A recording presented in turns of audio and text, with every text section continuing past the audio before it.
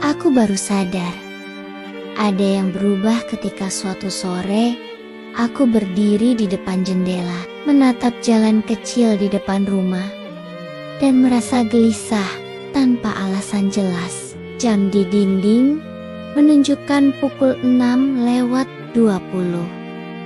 Biasanya, Arga sudah sampai, tapi hari itu belum ada suara motornya. Aku meneguk teh yang sudah mulai dingin, lalu melirik ponsel.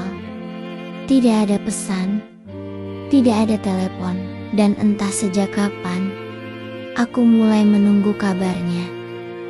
Sejak kapan aku peduli seperti ini?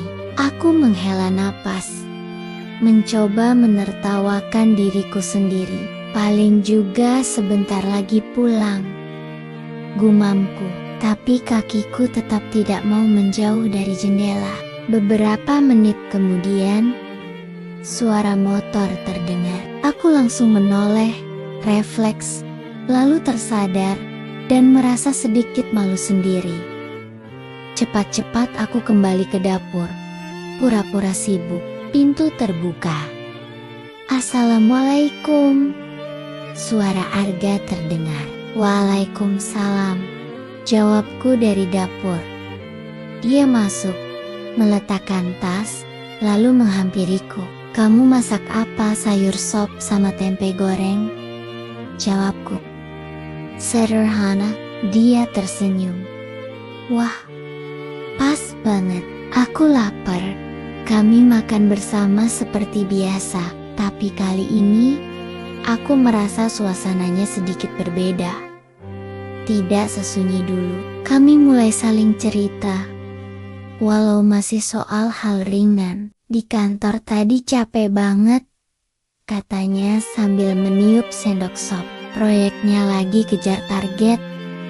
Kamu pasti belum istirahat dari pagi," kataku. Dia menatapku sebentar, lalu tersenyum. "Kok tahu? Kelihatan dari wajahmu," jawabku jujur. Dia terkekeh kecil. Iya juga, percakapan kecil itu terasa sepele.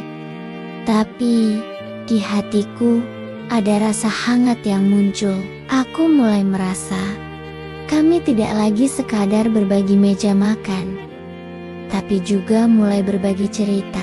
Sejak aku sakit waktu itu, sikap Arga memang jadi lebih perhatian. Hampir setiap siang, dia kirim pesan singkat. "Kamu sudah makan? Jangan lupa minum obat. Gimana? Sudah mendingan?" Awalnya aku menjawab singkat, "Sudah, iya, makasih." Tapi lama-lama, aku mulai menunggu pesan itu. Dan kalau dia telat kirim, aku malah bertanya duluan, "Kamu lagi sibuk ya?" Dia selalu membalas, meski kadang lama. "Iya, maaf, baru sempat pegang HP." Dan entah kenapa, aku senyum sendiri membaca balasannya. Aku juga mulai memperhatikannya lebih dari sebelumnya. Caranya melepas sepatu dan menaruhnya rapi di rak. Caranya menyeduh kopi pagi-pagi dengan gerakan yang hampir sama setiap hari. Caranya duduk di ruang tamu sambil memijat leher kalau capek. Hal-hal kecil yang dulu tak pernah kupedulikan, sekarang justru menarik perhatianku. Suatu pagi, aku bangun kesiangan. Saat keluar kamar, aku melihat Arga sudah siap berangkat. Dia menoleh dan tersenyum. "Kamu bangga? Aku sudah bikinin air panas buat teh di dapur." Aku kaget. "Kamu yang bikin?" "Iya, kamu kelihatan capek semalam," katanya santai. Aku menatapnya sebentar, lalu berkata pelan, "Makasih ya." Dia mengangguk. Sama. Pagi itu, aku minum teh dengan perasaan yang berbeda. Bukan cuma karena hangatnya minuman, tapi karena ada rasa dihargai. Aku mulai sadar, hatiku tidak lagi sedatar dulu. Aku mulai menunggunya pulang, mulai khawatir kalau dia terlihat lelah, mulai senang kalau dia tertawa karena lelucon kecilku, mulai merasa sepi kalau dia pulang terlambat. Dan puncaknya, aku sadar perubahan itu suatu malam ketika listrik di rumah mendadak mati. Hujan rintik turun di luar rumah, langsung gelap. Aku yang sedang di dapur langsung kaget dan refleks memanggil, "Mas." "Aisyah," jawabnya dari ruang tamu. Aku berjalan ke arah suaranya, sedikit takut. Arga menyalakan senter dari ponselnya. Cahaya kecil itu menerangi wajahnya yang terlihat khawatir. "Kamu gak apa-apa?"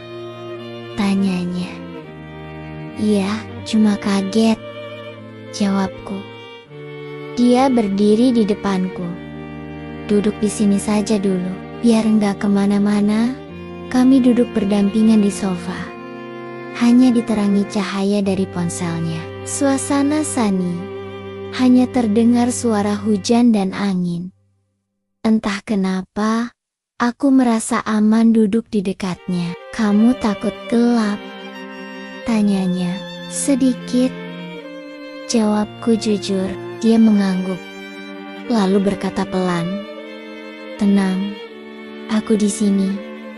Kalimat itu sederhana, tapi dadaku langsung terasa hangat. Aku menatap ke depan, tapi senyum kecil tak bisa kutahan. Dalam suasana gelap itu, entah keberanian dari mana, aku bertanya, "Mas, kamu pernah nggak nyesel nikah sama aku?"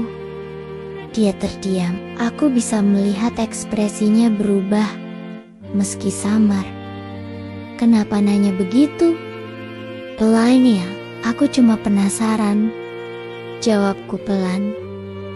"Soalnya kita awalnya kan bukan karena cinta."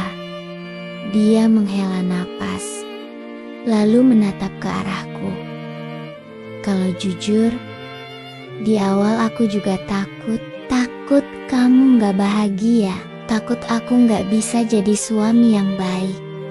Aku menunduk, mendengarkan, tapi sekarang, lanjutnya, aku malah bersyukur. Karena hidup bareng kamu ternyata enak.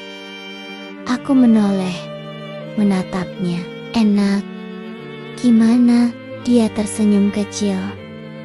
"Ya, aku merasa pulang ke rumah, bukan cuma numpang tidur."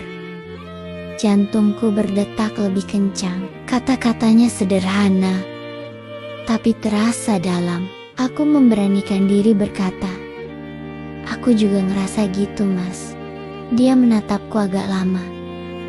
"Iya," aku mengangguk. Aku nyaman, lampu masih mati, tapi suasana di antara kami terasa lebih terang dari biasanya. Tidak ada sentuhan, tidak ada kata cinta, tapi aku bisa merasakan jarak di antara kami mulai menyempit. Tak lama kemudian, listrik menyala kembali. Lampu ruang tamu terang. Kami sama-sama berkedip, lalu tertawa kecil, seperti baru tersadar dari momen aneh tapi hangat itu.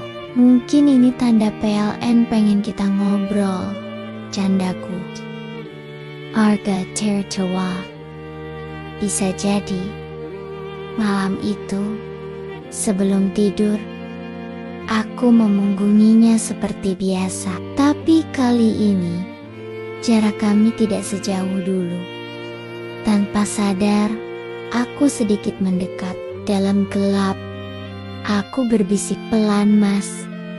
"Iya, makasih ya, sudah baik sama aku." Dia diam sebentar lalu menjawab, "Aku juga makasih. Kamu sudah jadi istri yang sabar." Aku tersenyum sendiri. Sejak malam itu, aku tahu perasaanku sudah berubah. Aku mungkin belum berani menyebutnya cinta, tapi jelas ini bukan lagi sekadar rasa biasa. Ini adalah awal dari sesuatu yang tumbuh pelan-pelan di hatiku. Perasaan yang dulu tidak ada, kini mulai menemukan jalannya.